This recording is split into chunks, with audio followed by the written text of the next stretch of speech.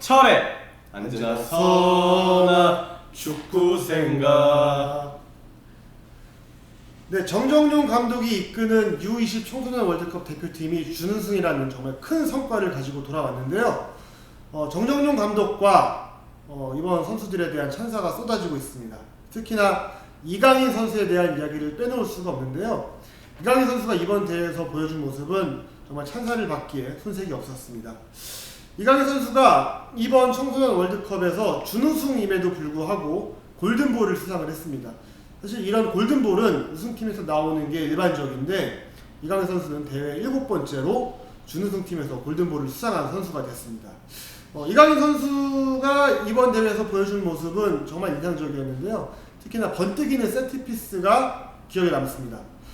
8강 세네갈과의 경기에서 이제 이진호 선수의 헤딩골을 도운 그런 코너킥 장면이나 4강 에콰도르와의 경기에서 또 최준 선수한테 번뜩이게 찔러줬던 그런 세트피스 모습을 보면 이 선수가 정말 축구에 대해서 많은 좀 넓은 시야를 가지고 있구나라는 점을 느낄 수 있었고, 오늘은 특히나 이제 이 이강인 선수에 대한 이야기를 좀 중점적으로 해보려고 합니다. 왼발킥이 특히나 보는 동안 아주 빼어났습니다. 특유의 왼발에서 나오는 다양한 구질의 패스들이 분명 대표팀의 경기를 푸는 과정에서 많은 부분에 일조했을 수 있었다는 걸 좀 알 수가 있었고요. 기본적으로 이 왼발 킥력, 특히 발목 힘이 정말 빼어나다는 느낌을 그동안 이강인 선수는 많이 주었었고, 가장 눈여겨볼 만했던 부분은 역시나 이 탈압박 기술입니다. 볼을 잡을 동안의 터치나 볼을 잡았을 때의 드리블, 그리고 워낙 공간에 대한 이해나 동료 선수들에 대한 시야가 좋기 때문에 간결하게 공격을 풀어나오는 부분 또한 아주 인상적이었죠. 여러모로 이강인 선수가 경기를 풀 수 있는 능력, 거기다가 킥을 통해서 어느 정도 중요한 순간마다 기질을 보여줄 수 있는 능력을 발휘했다는 점에서 역시나 우리나라 대표팀에서 패스에 특히 재간이 있는 최고의 선수를 만났구나라는 느낌을 이번 월드컵을 통해서 바로 알 수가 있었습니다. 이강인 선수의 플레이를 보면서 감탄을 했던 적이 한두 번이 아닌데요. 특히나 이강인 선수의 그 센스를 꼭 짚고 싶습니다. 경기 도중에 이제 뭐 기술적으로 전술적으로 움직이는 것 외에 이강인 선수는 이제 누구한테 배울 수 없는 그런 센스들을 여러 차례 선보였습니다.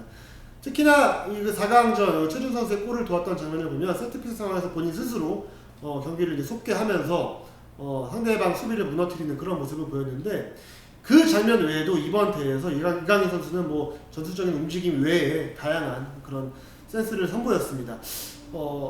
이 선수가 만 18세의 어린 선수인데 이렇게 플레이하는 거 보면 30대 중후반에 베테랑 선수의 플레이를 보는 듯한 그런 느낌을 받았거든요.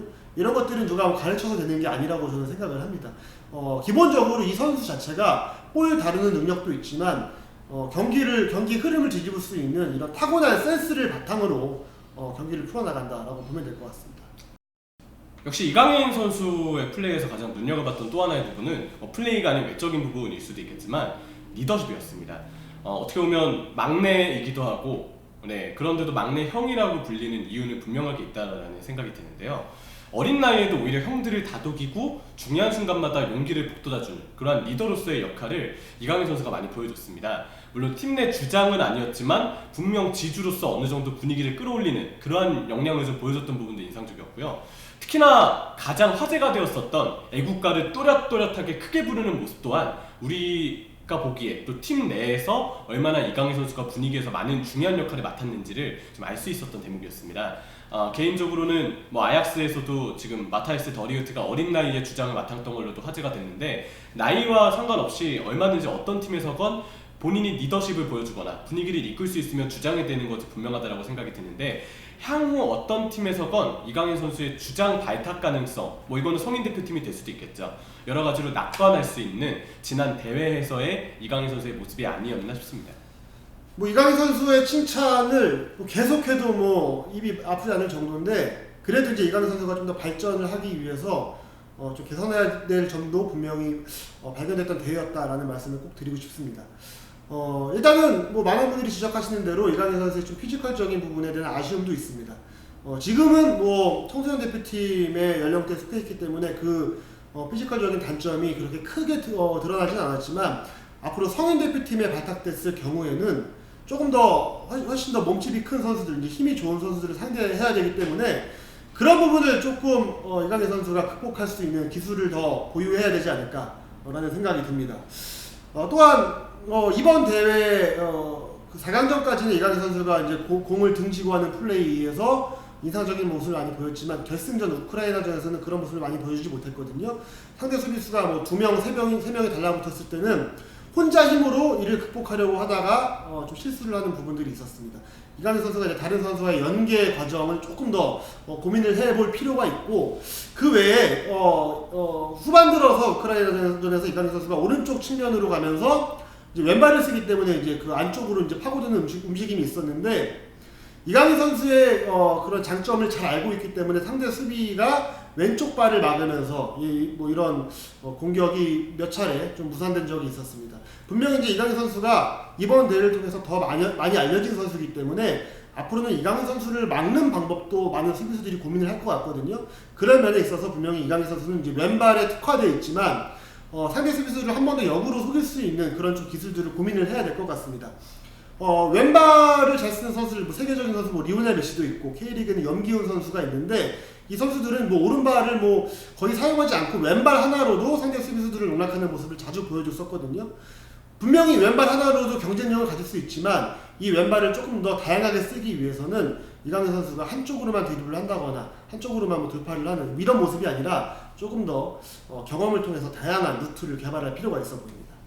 저는 이강인 선수가 피지컬에 약점이 있다고 생각을 하진 않습니다. 물론 피지컬을 통해서 덤벼들거나 하는 등의 스타일은 아니기 때문에 피지컬이 강점인 건 분명히 아니겠지만, 라리가에서 뛸 때나 뭐 정확히는 코파델레이 내지는 발렌시아 프리시즌에서 뛸 때의 모습을 보면 기본적으로 무게중심이 낮은 선수입니다. 그래서 어느 정도 약간 몸을 비비고 들어올 때 볼을 간수해낼 수 있을 정도의 피지컬은 얼마든지 연마가 되어 있다, 좀 이러한 느낌을 줬었던 그동안 이강인 선수의 플레이였었는데요. 근데 어쨌든 피지컬이 강점인 부분은 아니기 때문에 당장 볼을 좀 더 안정적으로 간수할 수 있는 기술이나 혹은 다양한 패턴에 대한 연구가 필요한 선수인 것만큼은 맞다라고 생각이 듭니다.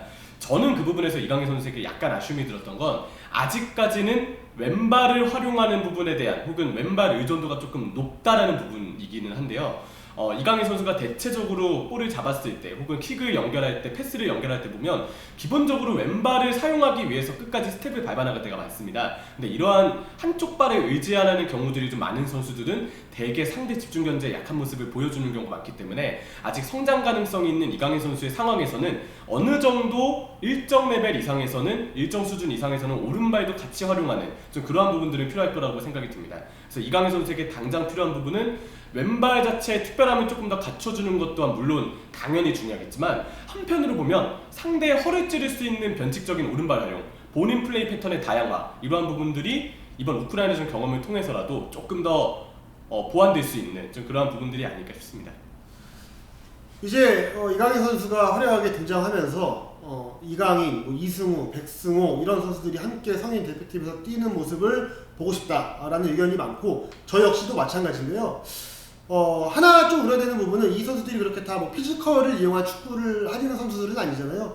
굉장히 뭐 이제 뭐 기술이 좋은 이런 선수들인데, 이 선수들이 한 무대에서 뛰는 모습을 보고 싶은 마음도 있지만 한편으로는 한 그라운드에서 뛰는 게 쉽지만은 않겠다라는 좀 걱정이 들기도 했습니다. 그만큼 뭐 피지컬적인 부분에 대한 이야기를 안 할 수가 없는 상황인데, 이강인 선수가 아직 만 18세의 어린 선수입니다. 뭐 성인 대표팀 발탁이 뭐 당장 이뤄질 수는 없을 수도 있고, 좀 더 뭐 지켜봐야 할 필요도 있고, 그 다음에 성인 대표팀에는 또 워낙 이 자리에 활약하는 선수들이 많기 때문에 당장 붙박이로 주전으로 뛸 수는 없는 상황입니다. 하지만 분명히 앞으로는 이제 기회가 성인 대표팀에서 주어질 것이고, 많은 시간이 아니더라도 조금씩 본인의 능력을 좀 보여줘야 될 것 같습니다. 뭐 이승우 선수라든가 백승호 선수도 바로 성인 대표팀에 들어가서 주전으로 뛰지 못했거든요. 뭐 한두 번씩 이렇게 대표팀에 차출이 되면서 형들과의 좀 이렇게 조화를 익히고, 그 이후에 차츰차츰 주전으로서 좀 도약하는 그런 시간을 좀 기대해 보도록 하겠습니다.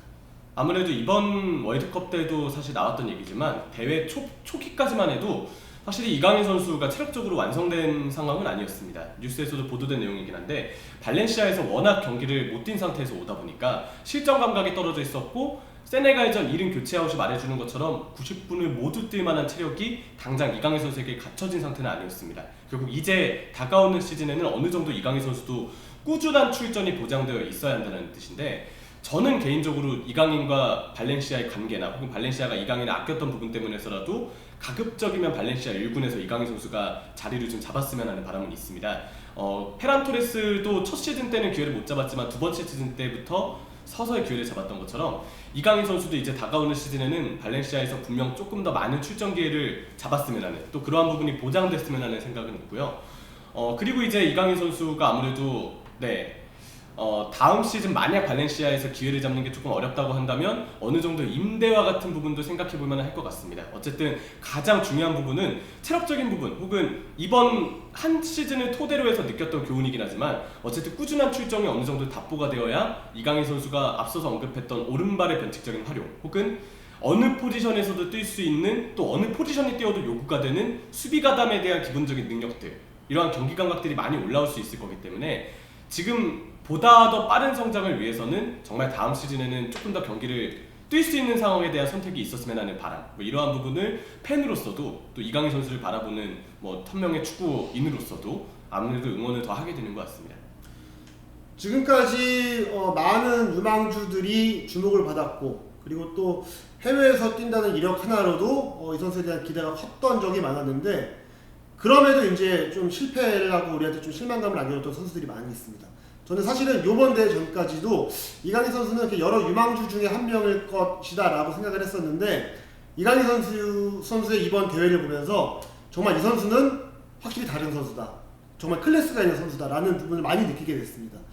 이 선수를 우리가 앞으로 조금 더 주목해봐야 하고, 그리고 좀 더 발전을 우리가 좀 눈여겨봐야 될 부분은 확실한 것 같고요.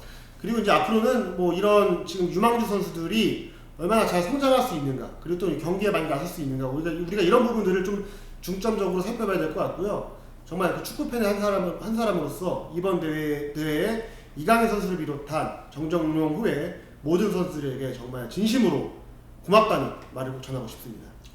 확실히 진짜가 나타났다라는 느낌을 줍니다. 하지만 그러한 선수가 진짜 기량을 앞으로도 꾸준히 보여주기 위해서 우리 역시도 진짜 팬으로서 조금 더 이 어린 유망주를 느긋하게 기다려주고 또 응원해주고, 어떤 상황에서는 또 어려운 상황들을 이해해주고, 그러한 포용 능력도 좀 같이 갖추면서 바라봐줘야 할 선수가 좀 아닌가 싶습니다.